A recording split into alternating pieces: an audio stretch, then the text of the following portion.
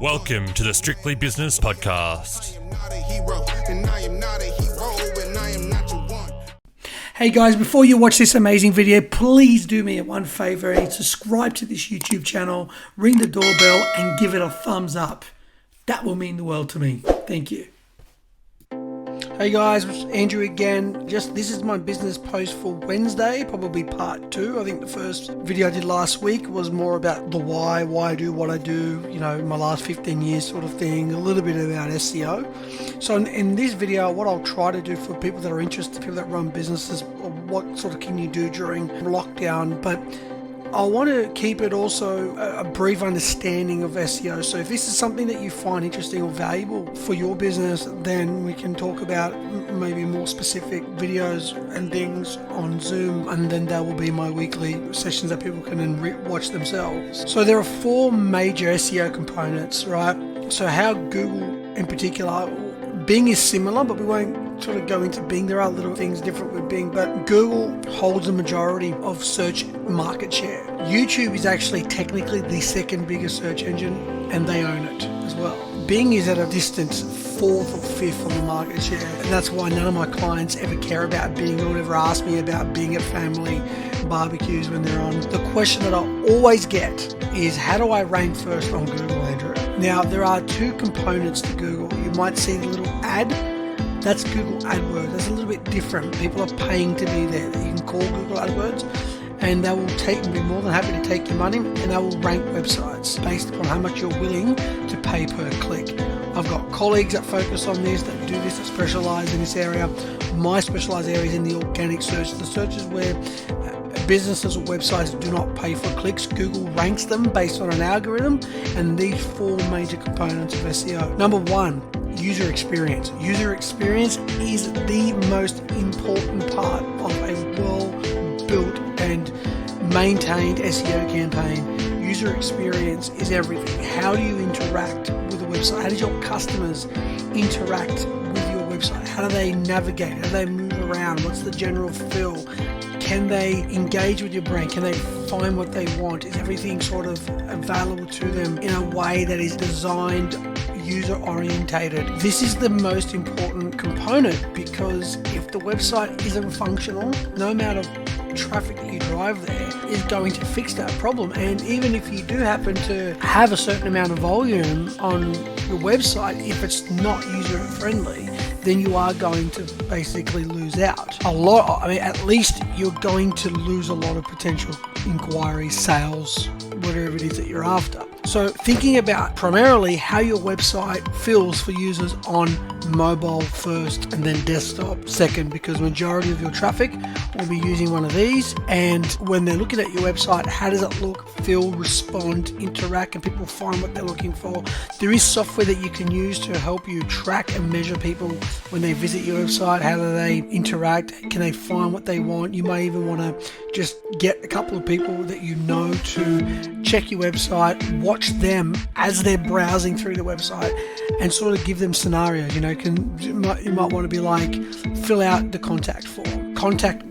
Being able to press a number on the mobile and contacting you directly from the website to your phone. You click it, pops up on the core display screen on your phone. Maybe give them scenarios like, find the About Us page, or find the services page, or do you know what I do? What is the first thing the website reminds you of? And actually prompting them to ask questions.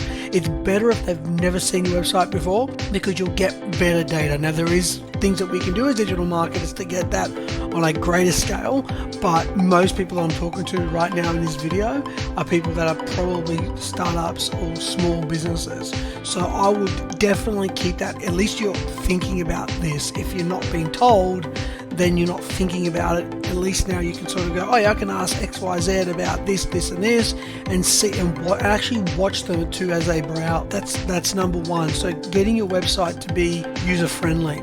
Second part of SEO, and this is probably something better shown with a screen recording. Maybe we can touch on these a little bit more in next videos. But technical SEO, so how titles and descriptions. So when you go to Google and you type in lawn mowing tips, now the first guy that comes up for me is I don't know if I'm saying it right, Husqvarna. And in the blue, you'll see the blue link. That's normally what you click click to go to a website.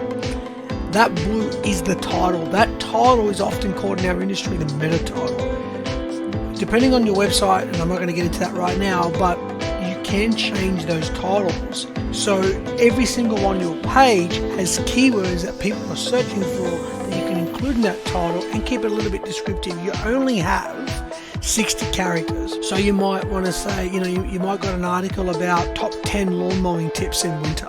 That is your title, even on the page itself, but even in the link title of the meta title that Google will actually show in their search results, you might change it a little bit and say top 10 tips for mowing your lawn in winter. Learn more, or learn now, or discover buzzwords that make people want to click your ad, but you've only got 60 characters, otherwise you'll get the ... So it's a real art and science to mix between getting the keywords into that title, what you want to target, and the target audience that you're looking for, as well as having something compelling and descriptive that makes people want to click on it. Underneath, you have a little bit of text, and the Husqvarna example is terrible, and that's why they need their SEO fixing that. You scroll a little bit down to Lawn Solutions Australia. They've got 12, the title is 12 mowing tips for the perfect cut every time, right? And then underneath they've got healthy mowing height for your lawn. Don't let your clippings build up. Change up your mowing direction. Avoid cross-contamination. Now, it's not really a description that Google sees is what you set as what they call a meta description. Now, meta descriptions you should design on every single page. Google will at their discretion decide to use it or not, depending on a lot of different factors, which I won't want to get into.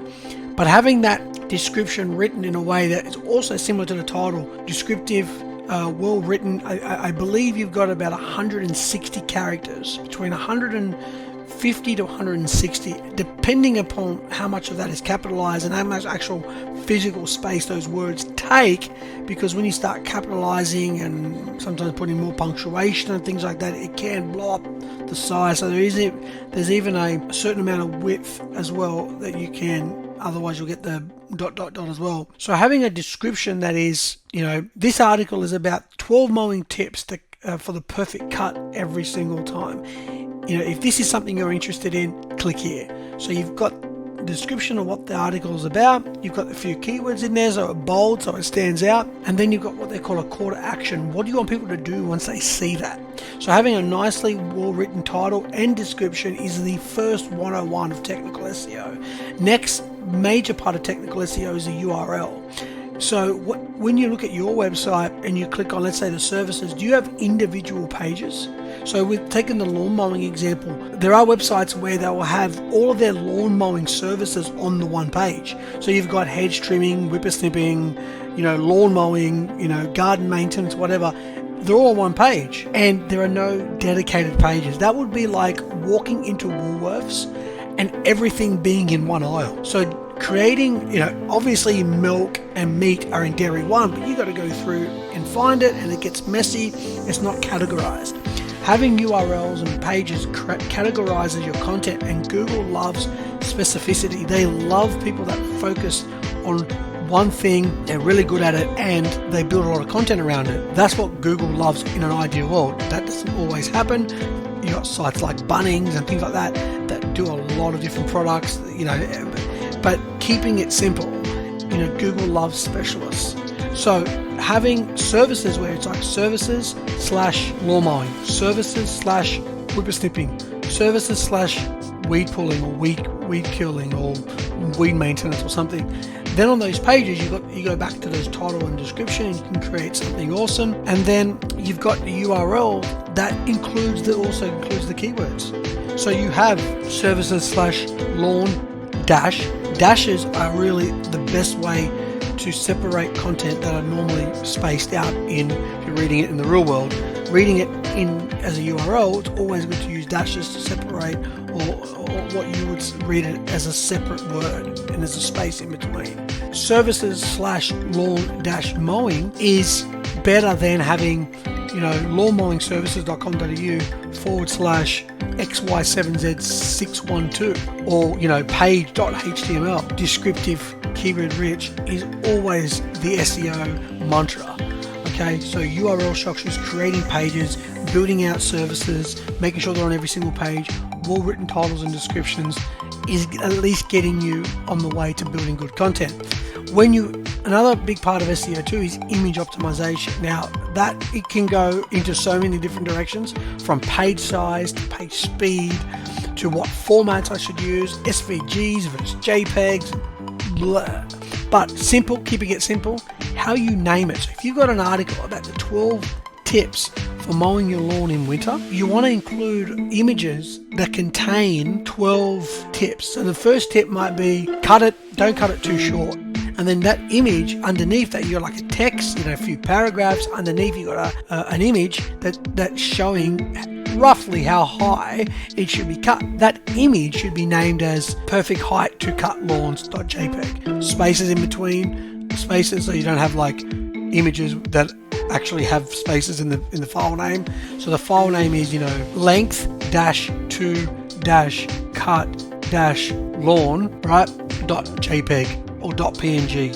So when you are uploading images to your website, making sure that the file names have been optimized, keyword rich, and they match as best as you possibly can to the pages that they're on, rather than just X7Z621 blah blah blah blah .jpg, which means nothing to Google. That's a lot there. So the technical side of SEO, images, content is at the base of it all, and then how you structure that content. When you are writing content and you are producing content, it's good to have a nice heading. Think of headings, again, keyword rich, short, descriptive, headings as newspaper headlines. So obviously in this example, the heading would also be, 12 tips to mow lawns. And then as you're breaking down the article, you've got H2, which is the first tip. And the H2 is like a subheading. Sorry, I got to remember I'm talking in like SEO speak sometimes. So the H2 is a coding format, which is actually a subheading. Then you got a H3, which is even a subheading, which is even a smaller down categorized heading. Google loves, again, specificity. So when you're writing a 1500 word article, you've got images, every tip is well optimized with a subheading and then maybe sub-subheadings. Then you got images that are optimized. It's also a good idea to include videos. Videos are awesome. You might want to include a video, where you're actually going through every single one of those 12 tips, uploading that video on your YouTube business channel, taking that video, embedding it into that article. So now you've got images, you've got videos, and that's going to help you rank on Google for various different areas. So you probably have seen, when you typed into Google, different keywords where you can see images and video within the standard web results. That's because people have either Google's obviously taken that from YouTube as well, so it's good. And that's why it's also good to dump your content on YouTube, because Google owns it. They're going to use more likely to use YouTube over Facebook in many cases. When you've got the images file named, created, optimized, then in the article, your article can rank, your images can be shown, your video can be shown, all within Google search results, the organic section. So you're trying to ascertain or obtain as much digital real estate on the Google search results as possible. You might need to watch this video a few times, get your head around it, and ask me any questions. That technical SEO can go on and on. Third is content marketing. So that goes back to some of the things I was mentioning in the technical SEO about page structure, page layout, but what type of content is my target audience searching for? There are ways. You can go on Quora.com, you can use Google AdWords. There are many ways to find that out, but I think the easiest DIY is to look at Google itself. And this is a little bit difficult because you really want to try to get Google to show you these sections. And the first section is the people also ask. People also ask. So when you're creating content, no one cares that it's your birthday. If you've got staff, no one cares that it's Sarah's 30th, and that's what you're using to create content on your blog. People want to know, using the lawn mowing example, I just typed into Google before lawn mowing tips. People also ask, how do you properly mow a lawn? What is the best pattern to cut grass? Does it matter when you mow the lawn? How do you mow a lawn and make it look good, right? And if you click on the bottom result and then lift it up, you click on it a couple of times, it actually keeps dropping down more examples. Is it bad to mow wet grass? How do I make lawn green and thick? There is at least 6 good article ideas. So when you are creating content, you're creating content that people want to know. You're not just creating content for the sake of it. You're creating content that people want to know. You should create content at about 1,000 words, 1,500 words, a really good size, maybe less, depending upon how specific the question is, and include the images and the videos as mentioned above. Lastly, link acquisitions. To keep this video as short as possible, you want to get people to link to you. So if you're in the lawn industry, look at websites where there's opportunities for maybe directories, maybe gardening care, anything that is related to what you do that will potentially link to you. We as SEOs, this is probably where we spend most of our time because it's very important. Links to your website is probably the number one factor in deciding the search results. And if you do have a lot of links, you're more likely to outrank someone who does, because a link is like an endorsement. And getting links, so it would be like, I know Don, right, has mowed lawns for me in the past. If someone says to me, hey, what did you think of Don and his lawn mowing services? Sorry, Don, KDS, I just remember Don from KDS, I can give them my opinion. But if they have a friend that also cuts lawns and they've used Don before, or they're in the industry and they know Don's work and it's like Don's the man, then that is a better review, a better endorsement than me, who's a digital marketer who knows nothing about mowing lawns when at the right time is to mow lawns. So getting people to link to you that are relevant, credible, authoritative is the creme de la creme. If you're not thinking about it, then you're not looking for it. So it is difficult, it is hard. That's why we get paid money to help businesses sort of figure out strategies to get links naturally. Sometimes I had clients in the past where literally all I've done for 3 months was just emailing and outreaching businesses that have mentioned our business name and then but didn't link to us, and follow them up and actually start the correspondence. Sometimes they might have wanted money. You never want to exchange links for links, because a reciprocal link going both ways cancels each other out. It's almost like I give you $1, you give me it back. Like, what's the point? There's no point in doing that, and Google doesn't really like it, and you just really have to be careful. A lot of people ask for links in a similar way of just walking up to a stranger and asking for money. You may find someone that does, 1 in every 10, but there are better ways. Your email strategy, how you approach businesses, your social media strategy, which is a big part of it, of your whole of your digital marketing and content marketing efforts. How well do I know this person?